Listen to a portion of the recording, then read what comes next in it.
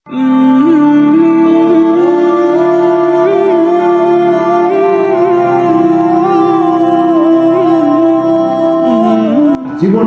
সর্বশেষ যে কাজটা কথাটা বলেছিলেন সেটা ছিল কি? ইন্তেকালের 5 দিন আগে প্রচন্ড জ্বর হলো, মাথায় যন্ত্রণা হলো, বারবার ব্যবসায় পড়ে যে রাত্রে ইন্তেকাল করবেন সেই রাত্রে সাহাবায়ে কেরাম কেউ ঘরে ফেরে নাই। সবাই কাঁদতেছে, সকলের ধারণা নবীজি খুব তাড়াতাড়ি বিদায় হয়ে যাবেন। ঘরের মধ্যে স্ত্রীরা কাঁদেন, জামাই কাঁদে, নাতি নাতনি কাঁদে, সব থেকে বেশি কাঁদছেন হযরতে মা ফাতিমা রাদিয়াল্লাহু তাআলা আনহা।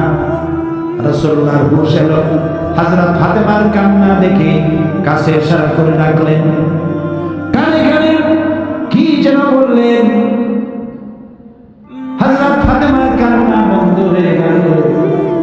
হযরত আয়েশা ফাতেমাকে ডেকে বলেন, মা তোমার আব্বা জান কি তোমারে বললো, কান্না বন্ধ হলো তোমার?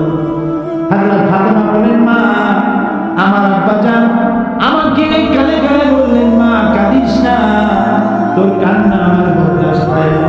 আমি তোমাকে সুসংবাদ শোনাই, আমি মরে যাওয়ার পর সবার আগে তোমার সাথে আমার দেখা হয়ে যাবে। হযরত ফাতেমা বুঝতে পেরেছেন এর অর্থ হলো রাসূলের ইন্তেকালের পরে আত্মীয় স্বজনের ভিতরে সর্বপ্রথম ফাতেমার ইন্তেকাল হবে। হয়েছিল তাই রাসূলুল্লাহ বেহুশ হয়ে পড়লেন, আবার হুঁশ হলো, আবার বেহুশ হলেন।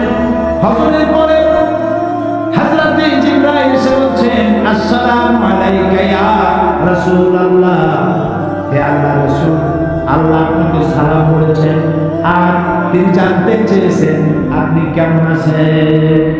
তিনি জানেন